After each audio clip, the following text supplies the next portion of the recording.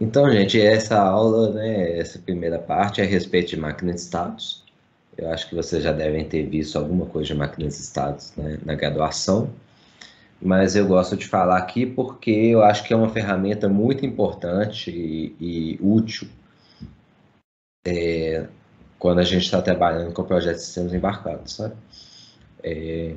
E ela é poderosa no sentido de melhorar muito o funcionamento e o entendimento, a operação do nosso programa, tá? A máquina de estados, ela vem um pouco, né, dessa programação que é baseada em eventos, né? Então, o, o, esse tipo de programação, o sistema ele tem que reagir a eventos que estão chegando, e eles têm que reagir de uma forma que no tempo seja apropriada, né? Tem alguns eventos que precisam ser respondidos mais rápidos, outros que têm uma probabilidade menor, mas ainda assim seria o caso de que a gente não quer, por exemplo, um exemplo simples num computador. Um evento seria apertar a tecla no teclado, né? A gente não precisa que o sistema responda muito rápido a apertar essa tecla no teclado. Mas se a gente está digitando, a gente espera que as letras vão aparecendo, né, na tela, mais ou menos à medida que a gente está digitando, e não fique um tempo sem responder e depois apareça todas as letras ao mesmo tempo, né? Embora, né, o paradigma, a forma de programar para programas de computador, que é muito, né, baseado em eventos, então você tem um programa, a princípio o programa no computador não está fazendo nada. Você dá algum comando no teclado, ou você clica em algum ícone com o mouse, ou você acessa algum menu, e aí que o programa vai fazer alguma coisa, né? Esse seria muito essa programação baseada em eventos. No sistema embarcado não é tanto assim, né? A gente até tem alguns eventos, mas muitas vezes, principalmente aqui na eletrônica de potência, a gente tem interrupções periódicas para poder processar os sinais de entrada e calcular a atuação, né? Ou calcular o ciclo de controle, né? O algoritmo de controle, que vai nos dar um valor para a atuação. De qualquer forma, a máquina de estados, mesmo no contexto dos sistemas embarcados, é importante e ela ajuda muito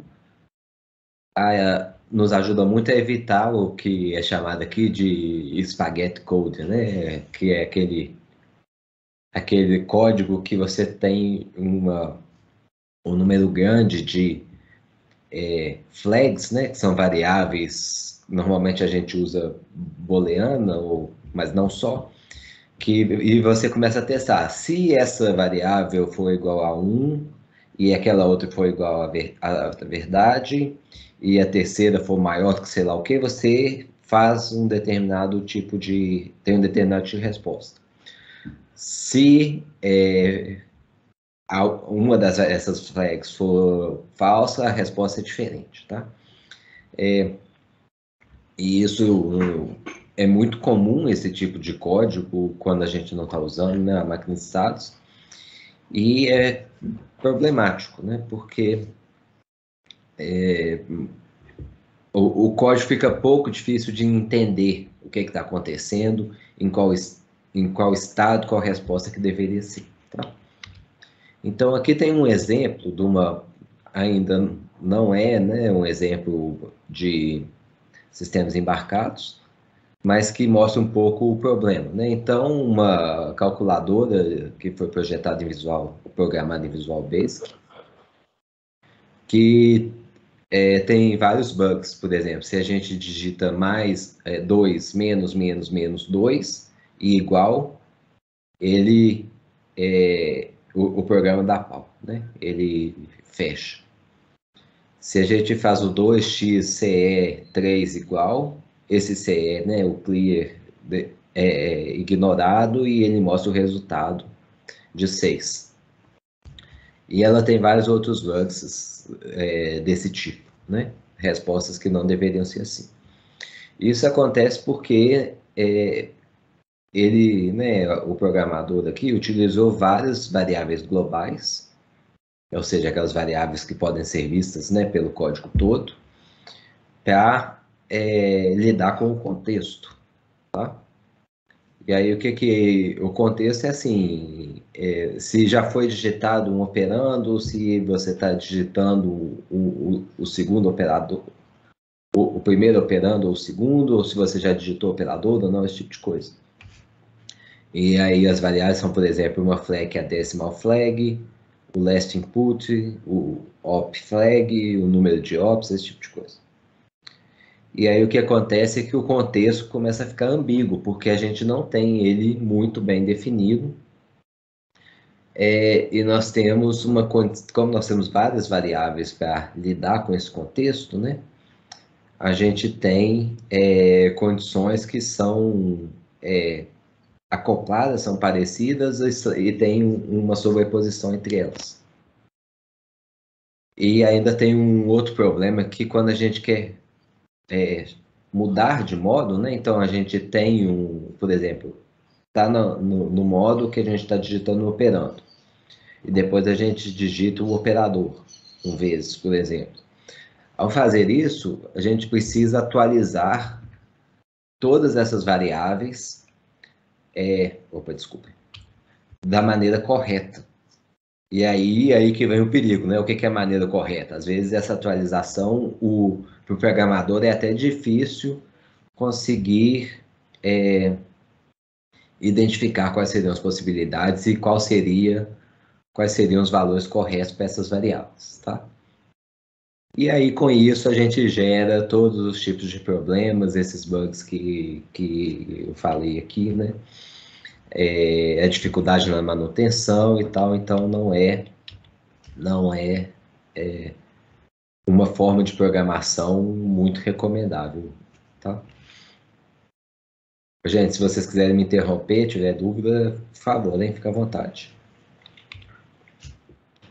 E aí que entra o conceito de máquina de estados, né? A gente tem alguns conceitos principais, então o sistema ele sempre está em um estado que é bem definido. Nós temos transições entre estados, então algum evento ou alguma outra condição pode fazer com que a gente saia de um estado para o outro. E os eventos são isso, né? Então pode ser um timer que expirou, pode ser um evento, uma interrupção que chegou, pode ser um evento. Uma condição de falta que foi verificada pode ser um evento, enfim, a gente pode ter diversos eventos, né? E o interessante da resposta da máquina de estados, que está nesse ponto aqui, é que a resposta aos eventos, ela depende do estado atual e do tipo de evento. Então, a gente começa a ter uma variável que define qual que é a resposta do nosso sistema, que é justamente o estado que ele está, né? Então, voltando aqui, por exemplo, na calculadora, se a gente aperta um operador, ele poderia ir para o estado que vai entrar o segundo operando, né? E ele ignoraria alguns dos comandos, porque não faria sentido no estado do segundo comando ele aceitar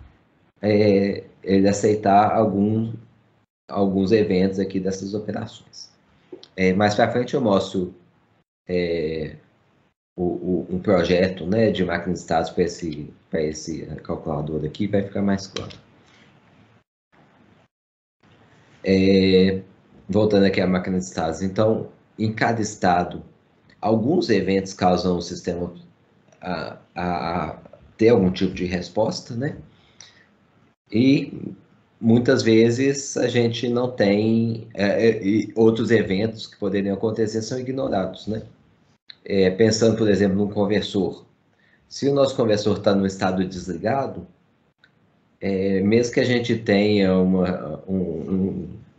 um sinal de erro chegando, aquele sinal de erro ele pode ser ignorado porque porque o conversor já está desligado, né? Então não faria sentido processar aquele erro. Seria um exemplo, né? E os eventos eles podem causar uma transição de estados. Então, se a gente estiver operando e chegar a um sinal de erro, um evento de erro, aí esse evento de erro vai me causar sair do estado de ligado e ir para o estado de erro, né? E nessa transição eu desligo o conversor para chavear, por exemplo. Os estados eles capturam, né, a história do sistema, e é muito interessante porque ele captura a história do sistema em uma única variável, com uma única informação, né? Se o seu conversor está em desligado, ou em ligado, ou em espera, ou em erro, para a gente é irrelevante de onde, qual foi o estado anterior a esse, ou como que o sistema chegou a esse estado. O importante é que o sistema está no estado de erro, por exemplo. E no estado de erro, a gente não está chaveando, a gente não pode simplesmente ligar o conversor direto, esse tipo de coisa, tá? Esse conceito de estado, ele substitui as várias variáveis globais e flags e lógica que a gente poderia estar utilizando para poder tentar lidar com o contexto de operação, né? Então, nós teremos uma única variável que pode ser usada em todo o código e que vai nos ajudar a definir a resposta do sistema. E também é muito mais fácil a gente testar a resposta do sistema. Porque a gente não precisa testar. Imagina, se você tem 5 variáveis diferentes. Para fazer os testes do seu sistema, você tem que testar todas as combinações dessas variáveis para ver se o sistema opera da maneira correta. E você tem que identificar transições ou algumas atualizações que vão fazer com que essas variáveis entrem numa combinação, de certa forma, seja proibida, que geraria um bug para o seu programa, né? Então, isso é muito difícil de fazer o debug. Quando você tem uma máquina de estados, você só precisa levar a sua máquina de estados para o estado que você quer testar. Como você fez isso é indiferente, né? O importante é que ela chegue no estado que você quer testar. E a partir do momento que você está nesse estado, você só tem. Você chegou no estado, você está num ponto de partida único para os seus testes, né? Não teria outras opções. Uma vez que você está no estado ligado, você está no estado ligado. Igual eu falei, independente se ele veio para o estado ligado por um caminho ou por outro, o importante é que você está no estado ligado, tá? Alguma dúvida até aqui, gente?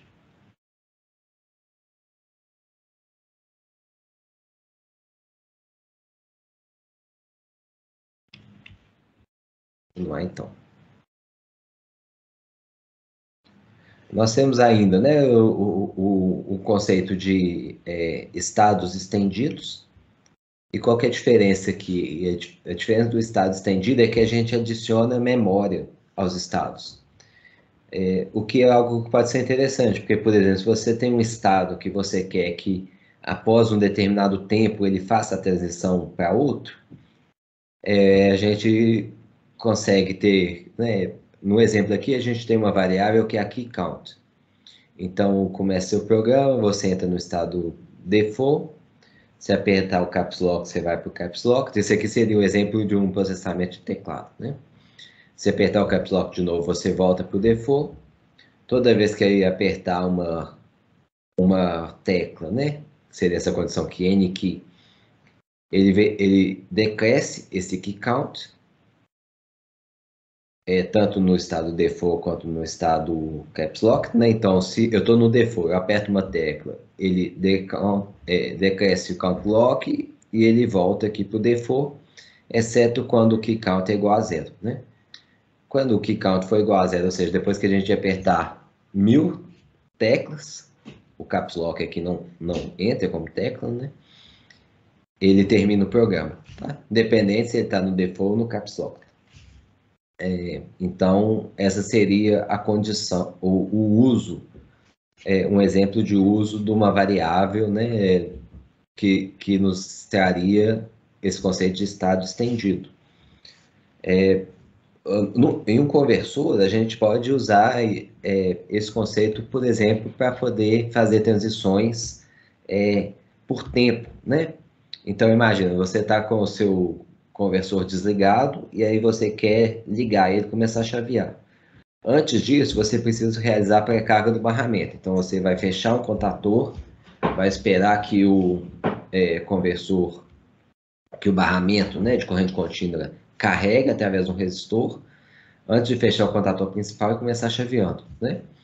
Você poderia fazer essa transição, né, do desligado para o pré-carga, e aí esperar que a tensão do barramento chegue num determinado valor para depois ir para o estado ligado, então, supondo os 3 estados, né? Ou então você poderia simplesmente fazer por tempo. Você vai do estado desligado para o pré-carga, espera no pré-carga 10 segundos, ou enfim, qualquer tempo, o tempo que for necessário, né? Que você verificar que é o necessário. Depois desses 10 segundos, você faz a transição para o ligado quando você vai começar a chavear o PWM, vai fechar o contator, começar a fechar começar a chavear o PWM. E aí, nisso, você poderia usar esse conceito também de estado estendido para poder fazer essa implementação de tempo, né? Tem aqui um conceito de condições guardas, né? Que eu acho que aqui ele não fala exatamente, mas seria uma condição guarda, seria um pouco esse caso aqui, olha, tá vendo? Quando key count igual a 0, ele faz essa transição para cá, ou seja, a condição guarda é se aquela condição for atendida, ele permite que uma determinada transição ocorra, tá?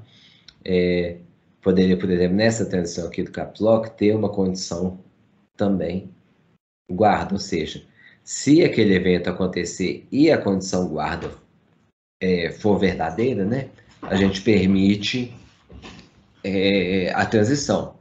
Se a condição de guarda não for verdadeira, aí a gente não permite a transição. E está falando aqui para usar com cuidado, porque a gente poderia ter uma resposta menos determinística, né, da nossa máquina de status. Por isso que ele fala aqui para usar com cuidado.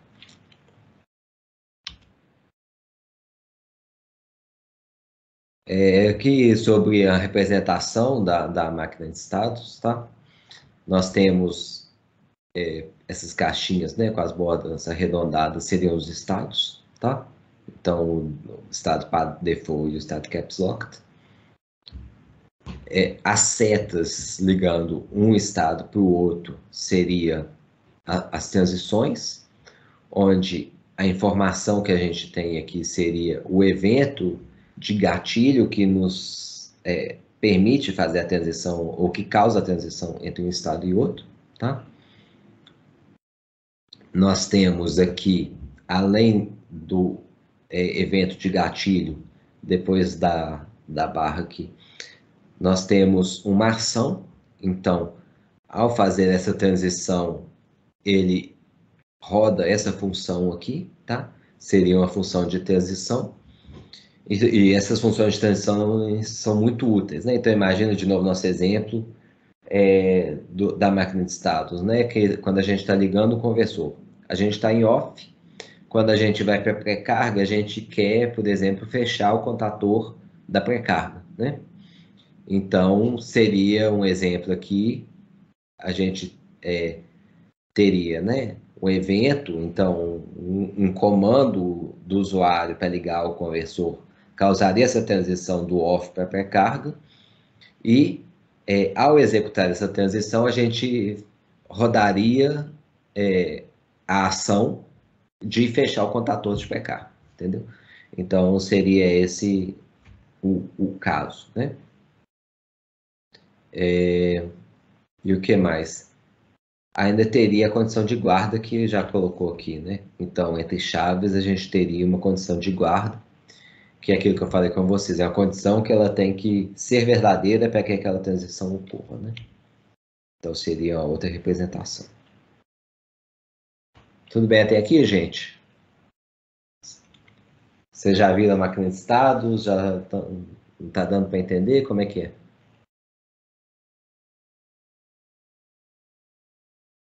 Eu já vi máquina de estados. Tá, beleza.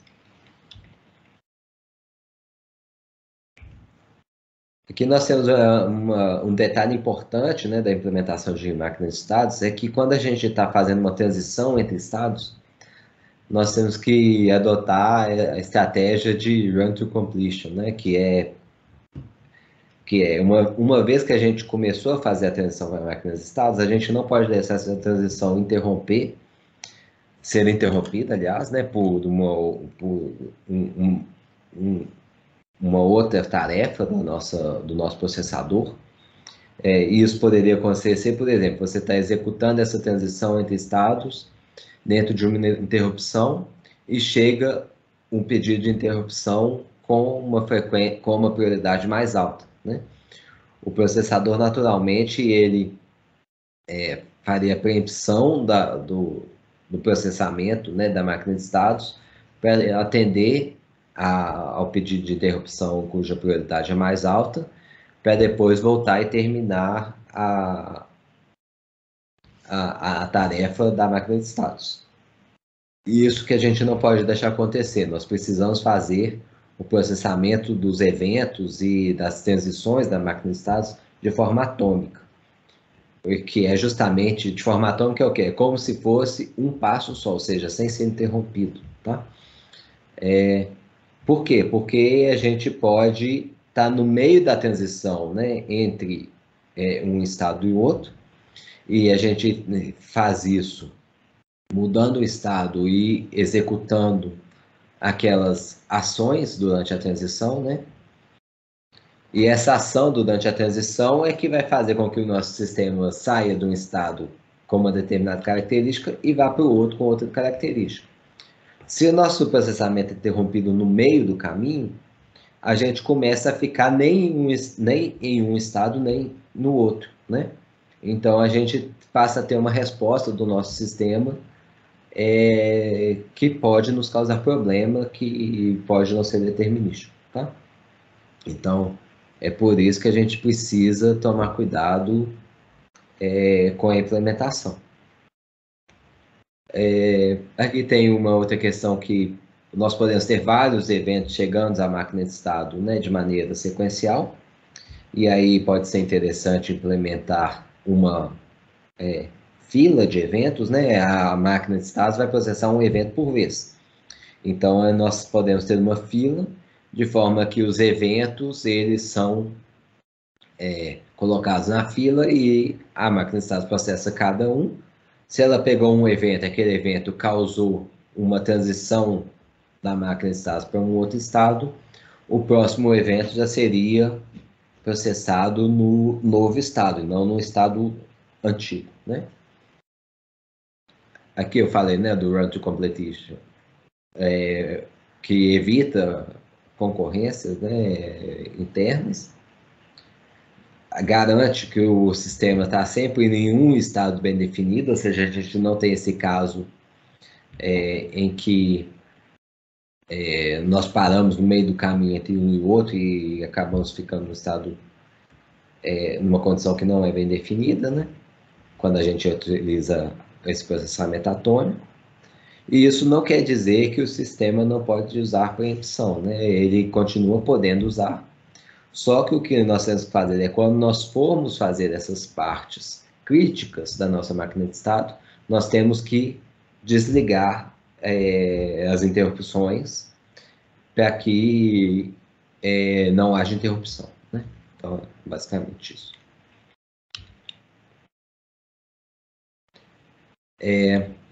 Temos ainda o conceito de state charts, eu não sei como é que a gente traduziria, né? Ou também são chamados de máquinas de estados hierárquicas, tá?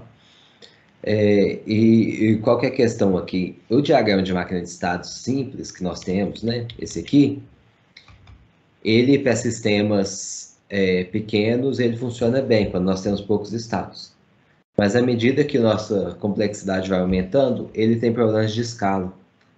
Porque muitas vezes, eu vou mostrar aqui na sequência, a gente tem um conjunto de estados que vai responder de forma semelhante para um determinado tipo de evento. Então, voltando ao exemplo do nosso conversor, né? Nós temos um estado desligado, temos um estado pré-carga, temos um estado ligado, temos um estado erro, por exemplo. Todos esses estados, exceto o desligado, eles fariam a transição para o desligado se a gente recebesse um comando de desligar, né? E se a gente não usar o diagrama hierárquico, né, ou a máquina de estados hierárquica, todos esses estados teriam uma setinha de transição dele para o desligado. E à medida que nossos estados vão crescendo, a quantidade de estados, a gente começa a ter muitas setas de transição para eventos, para status chaves, né? Como seria o ligado, ou como seria o de erro, né?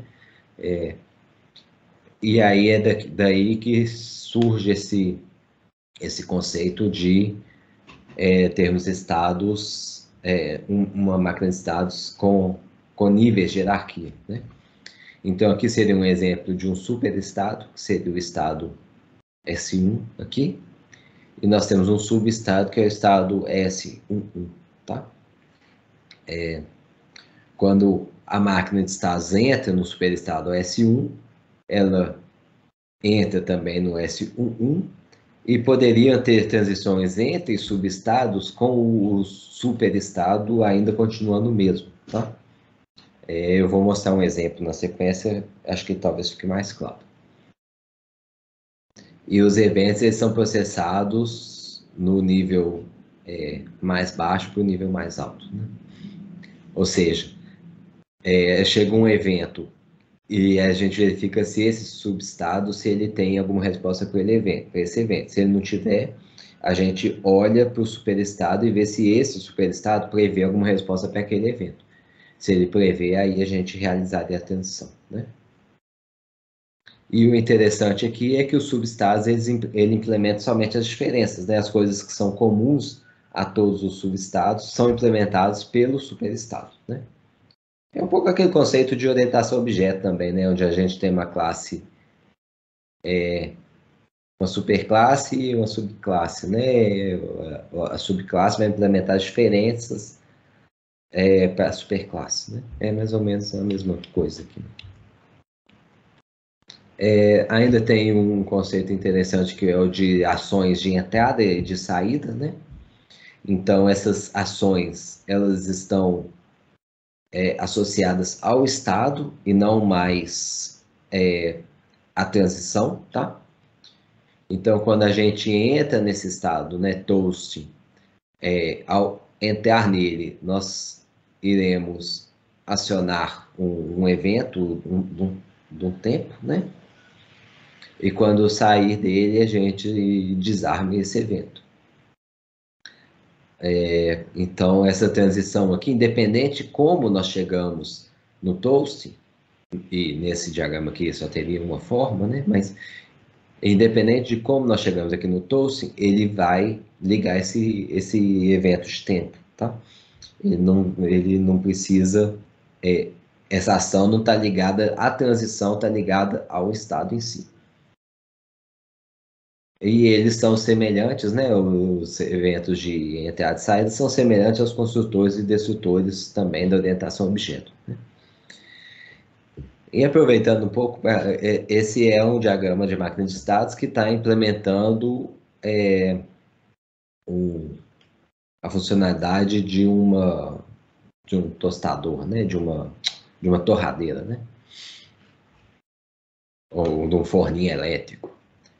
Então, a gente começa aqui no estado de ligado, e no estado ligado eu vou para o toast, onde eu tenho um evento, né? Se, independente de eu estar no toast ou no baking, alguém abrir a porta, ele liga a lâmpada interna, tá vendo? Ele desliga, ao sair, né? Ele desliga o aquecimento, a resistência e liga a lâmpada interna. Ao fechar a porta, ele desliga a lâmpada e liga o aquecimento de novo. E aí, se eu estiver fazendo toasting, ele vem para cá, se eu estiver fazendo bake, ele vem para cá, né? Então, mostrando um pouco como é que seria essa implementação.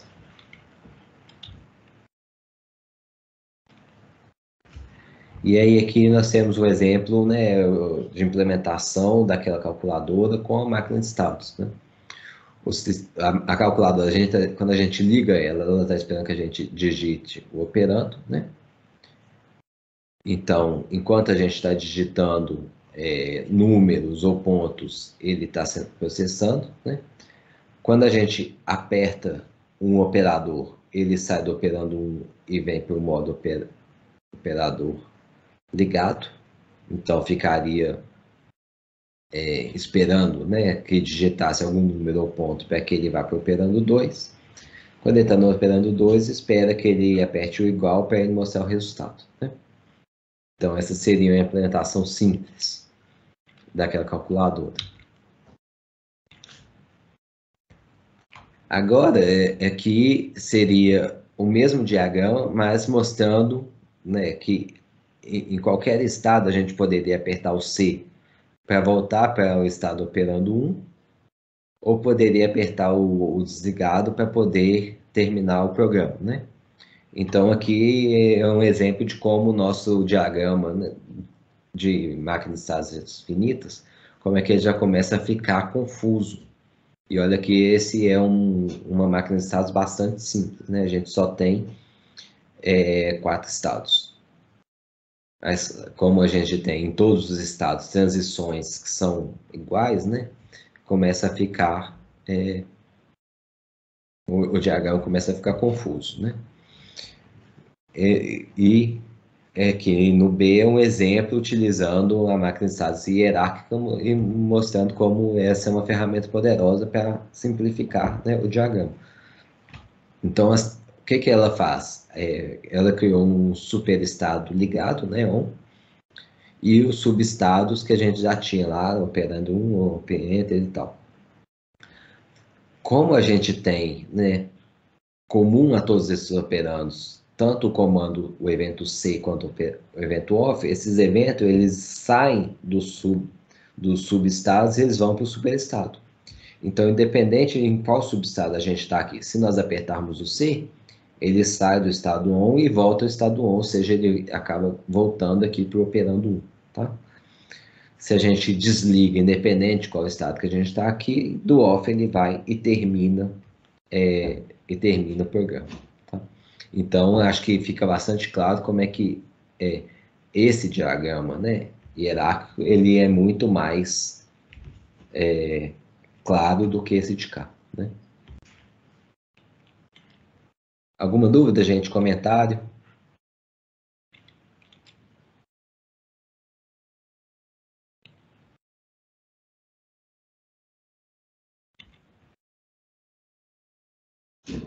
Aí aqui nós temos um terceiro exemplo, né? Quando a gente está refinando mais um estado, né, operando X, em que a gente pode ter uma resposta diferente dependendo, né, se a gente digita o bit 0, se digita o bit não, a tecla 0, se digita a tecla entre 1 e 9 ou ponto. Dependendo do que for digitado, ele pode entrar de uma forma diferente aqui nesse estado operando X, e a resposta pode ser diferente, né? Então, aqui, por exemplo, se ele apertar o ponto, ele vai para a fração. Se tiver um evento de ponto e ele já tiver um primeiro ponto decimal, né, ele simplesmente ignora. Então, ela começa a nos permitir refinar a resposta da calculadora para que ela opere de maneira mais interessante, né? Aqui, né, aqui ele ignora um ponto, se a gente entrar digitando zero, ele mostra um zero, mas outros zeros ele vai simplesmente ignorar, tá vendo? Então, à medida que a gente vai melhorando nosso diagrama, vai refinando qual que é a resposta do nosso sistema. Né? E aí aqui seria o exemplo de uma máquina de estados de um conversor DC-DC, trazendo um pouco para o nosso ambiente, né, de eletrônica de potência. Não sei se está pequeno demais, se está dando para vocês enxergarem. Dá para ver. Dá para ver? Então o programa começa, né? Quando ele começa, ele vai para o estado init. Ele espera uma calibração para fazer a transição entre o init e o off. E quando ele faz essa calibração, ele tem essa transição do init para o off, tá? Enquanto ele está no off, ele fica lá parado no off, né? A não ser que ele receba um comando para ir para o bypass, ou se ele recebe um comando para ir para standby. E aí nós temos essas transições, tá vendo? Se ele receber um comando para ir para o standby, ele primeiro passa por um estado de pré-carga, que ele vai sair do estado de pré-carga se a tensão do barramento estiver acima de um determinado limiar, né? Ele faz a transição, sendo que em todas essas transições nós temos funções dedicadas de tensão, tá vendo? Tensão de off to pre-charge, transição de pre-charge to standby e assim por diante. No standby ele espera o comando de hiperligado,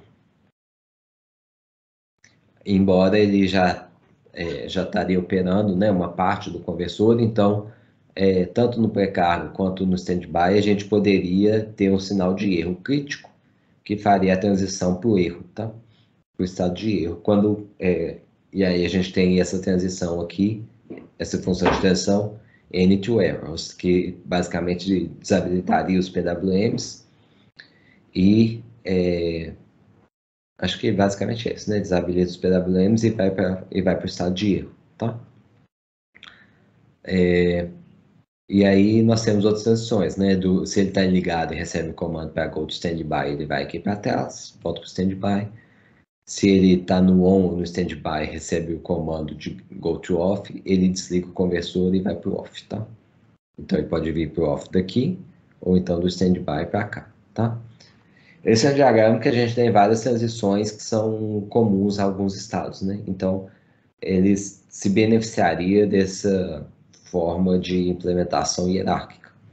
Mas ainda é um diagrama simples o suficiente para a gente conseguir implementar como uma máquina de estados finita, né? Uma outra coisa que é interessante, né? Se ele estiver no standby e receber um comando go to bypass, ele não faz a transição para o bypass, né? Comandos go to bypass, quando ele está em pré-carga, standby, desculpa. Quando ele está em pré-carga, standby ou on, são simplesmente ignorados. Então, dependendo do estado que a gente está, alguns eventos são utilizados e outros são simplesmente ignorados, né? Isso é uma das coisas interessantes de usar uma máquina de estados para definir a operação do nosso sistema, né? Porque a gente consegue saber de maneira clara o que acontece com o sistema, né? Qual é a resposta do sistema a um determinado evento. Acho que seria basicamente isso. E é isso, gente, é a parte de máquina de estados que eu queria falar para vocês. Tem, claro, uma questão que é como implementar isso, né? Que eu posso mostrar para vocês uma implementação, mas ela é uma implementação, de certa forma, simples, tá? Quando a gente tem usa uma linguagem orientada a objeto, né? Seria mais fácil, talvez, uma implementação mais elegante, digamos, da máquina de status, mas eu acho que pode ser interessante mostrar para vocês a forma que eu usei para implementar. Deixa eu abrir aqui o Code Compose.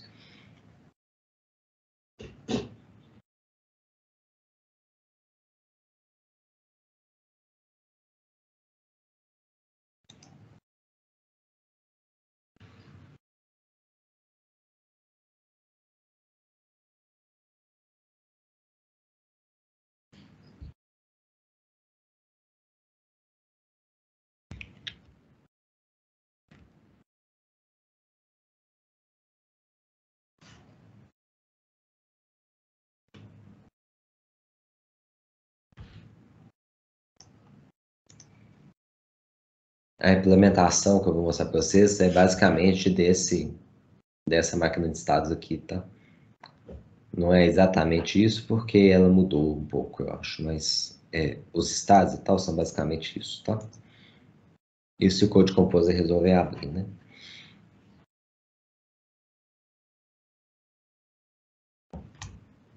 Deixa eu aumentar aqui o zoom da tela para ficar melhor para vocês verem.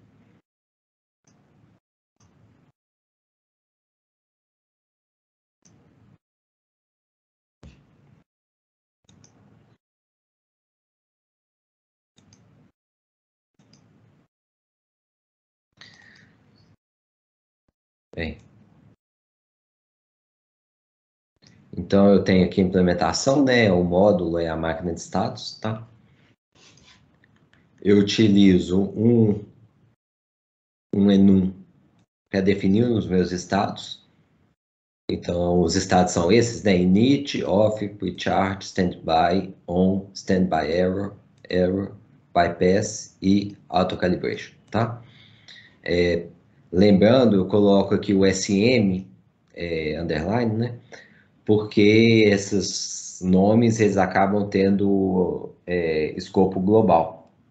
Então, se eu definir simplesmente init, e eu tiver um outro enum que tem um estado, tem um membro que é init, há uma confusão do compilador, qual dos dois que eu estou me referindo. Então, por isso que tem aqui o SM underline, que aí a nossa probabilidade de ter essa sobreposição, né, acaba sendo menor. Além disso, eu tenho aqui a definição dos comandos. Então, se vocês lembrarem aqui da máquina de estados, né, eu tenho vários, um comando para ir para bypass, o comando para ir para standby. Esses comandos são números, né? São representados em números, mas eu uso aqui o enum de forma que, quando eu recebo aquele comando com a codificação correspondente a go to on ou go to standby, para quem está lendo o código, é muito mais claro, né? Eu comparar o comando ASM go to standby do que eu comparar o comando a igual a 1, né? Quando eu comparo igual a 1, fica o usuário, o leitor, né, não consegue identificar o que está acontecendo.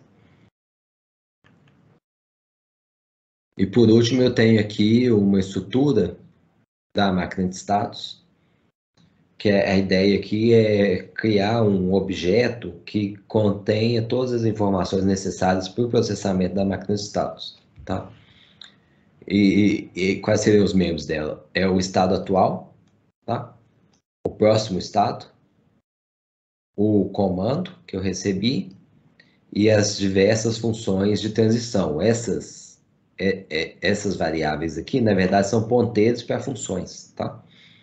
Então, esse aqui é o ponteiro para a função que vai fazer a transição do init para o off, é o ponteiro que vai fazer a transição do off para o bypass e tal.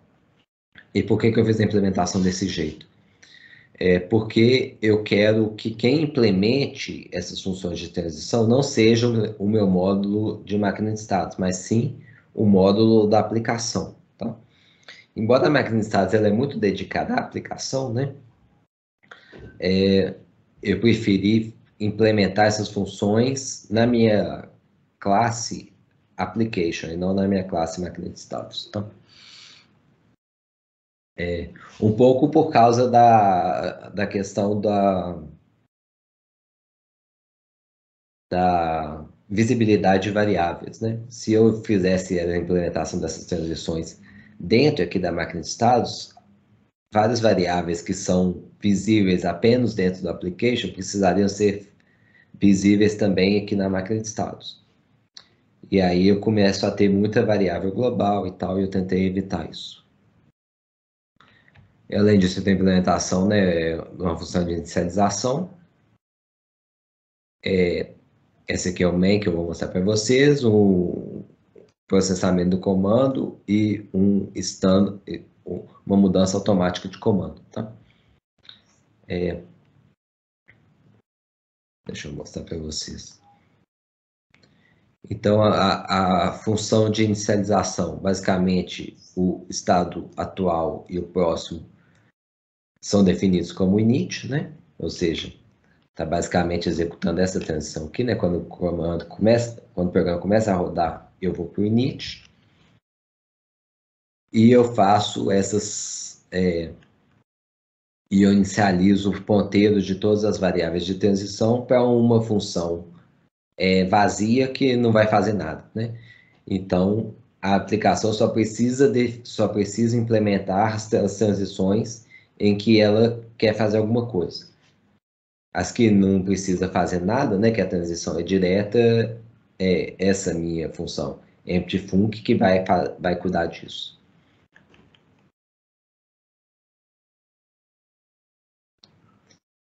Aí no main, né, na função main da máquina de estados, eu verifico se o estado atual, o próximo estado é igual ao atual, ou seja, o meu próximo estado basicamente é a variável que vai comandar a transição entre um estado, de um estado para o outro, tá?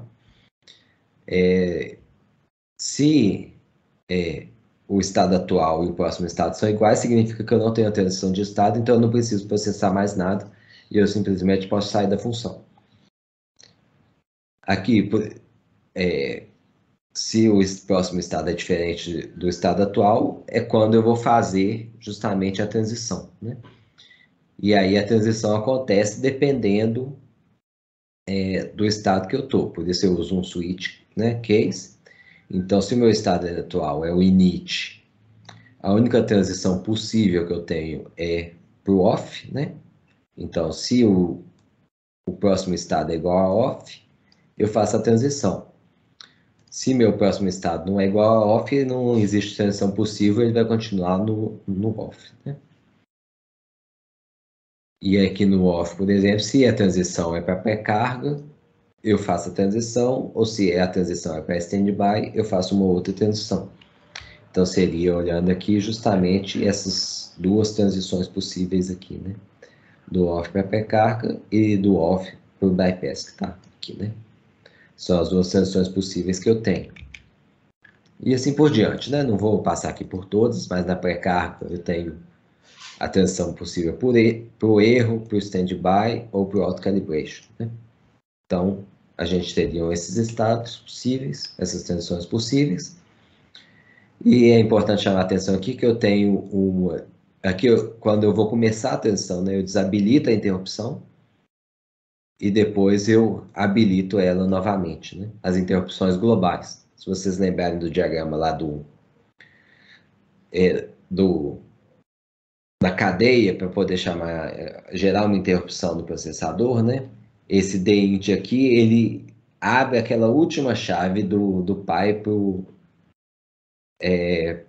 núcleo, né? Então, quando eu desabilito aqui, mesmo que eu tenha chegue uma interrupção, ela vai ficar pendente, mas eu não gero a interrupção. E com isso eu garanto que que a função de transição e a minha transição efetiva, né, de um estado para o próximo, ela vai acontecer de maneira atômica, né? Então, é por isso que isso é feito assim. Alguma dúvida aqui, gente?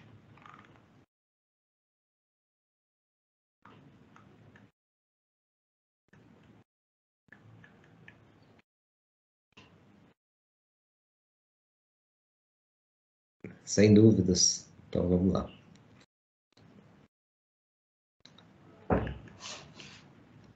Tem uma função para processar o comando, né? Então, um dos parâmetros que a gente tem é o parâmetro de comando. E esse parâmetro de comando, o que vai acontecer é que, dependendo do estado que eu estou e do comando, ele pode disparar uma transição, tá? Então, por exemplo, se a gente está no off e o comando que eu recebo, né, o cmd, é sm go to standby, ele vai fazer com que o meu próximo estado seja o pre-charge, né? Ou se o comando é go to bypass, ele vai fazer que meu próximo estado seja o bypass, e aí com isso, quando eu processar lá o main, ele vai ver que o meu próximo estado next state é diferente do current state e vai fazer a transição efetiva, né? o processamento do comando só está vendo se o comando é um evento que causaria uma transição entre estados, né? A transição no estado é efetivamente implementada aqui no main, né?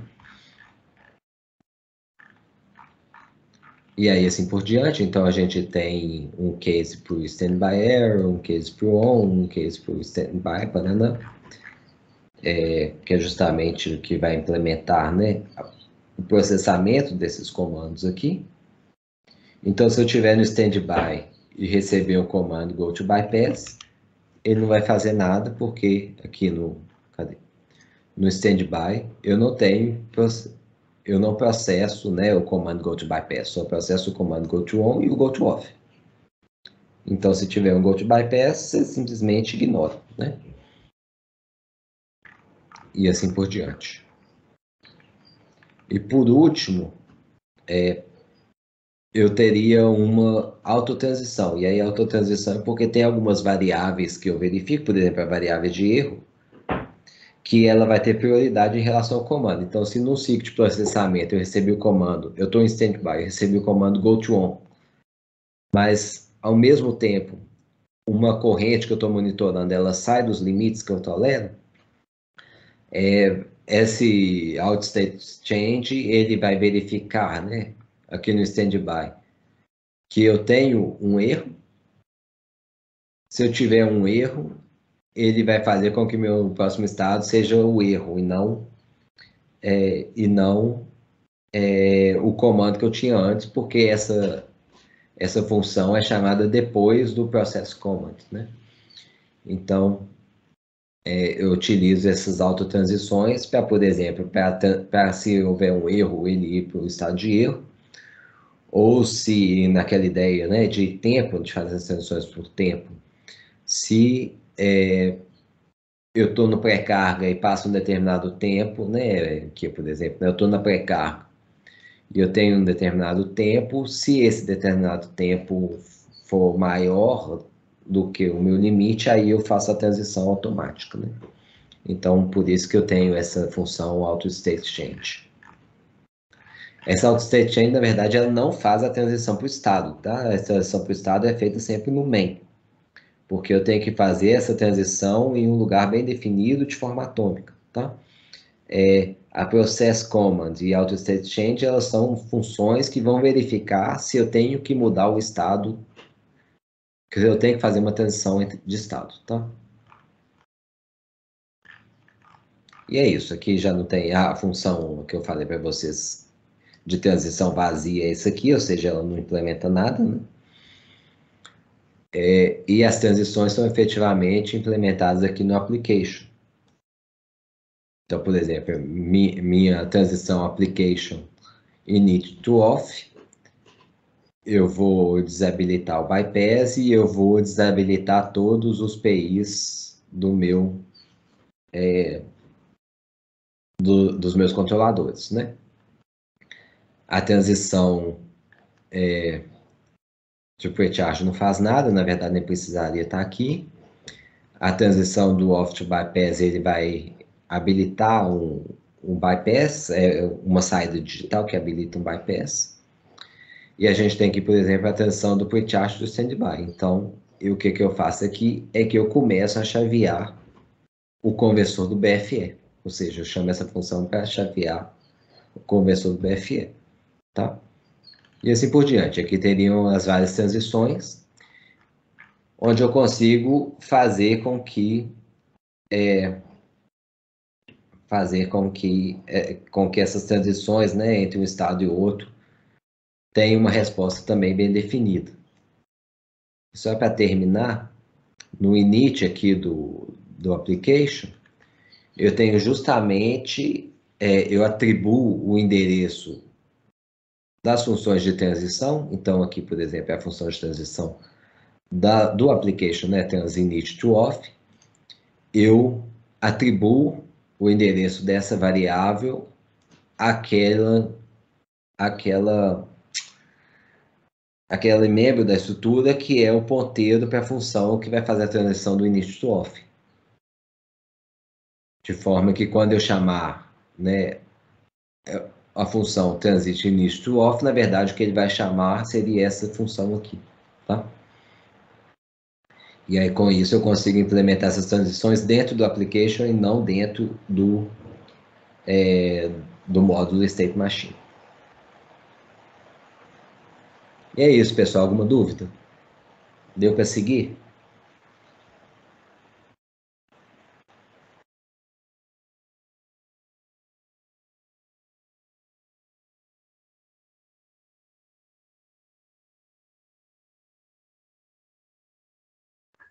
Deu para seguir, sim. Tá. Essa aqui já é uma máquina de estados um pouco mais complexa, a que eu pedi para vocês implementarem, né, no trabalho 3. É mais simplesinho, né? A gente só tem 2, 3 estados e tal. Mas, de novo, máquina de estados é uma ferramenta muito poderosa para que o nosso programa fique simples, fique entendível, né? E tenha uma resposta confiável a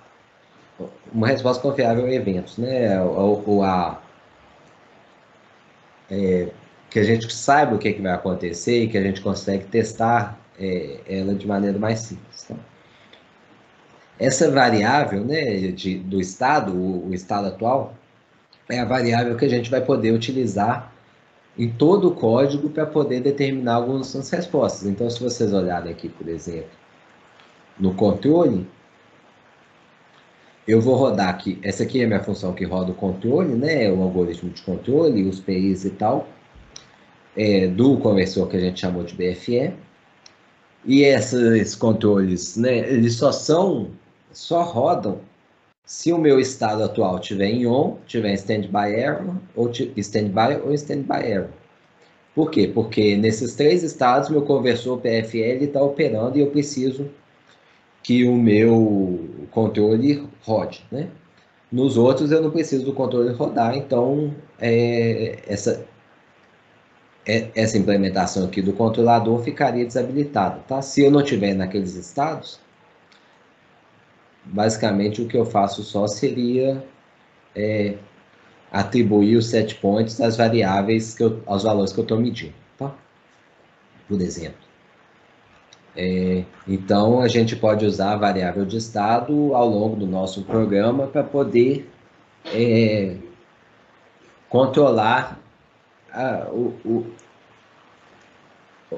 a resposta do nosso sistema, como é que ele vai, o que ele vai rodar, o que ele não vai rodar. Tá? Bem, gente, é isso. Não sei se deu para seguir, espero que sim. Essa é uma implementação possível, né, da máquina de estados. Eu não mostrei para vocês, mas aqui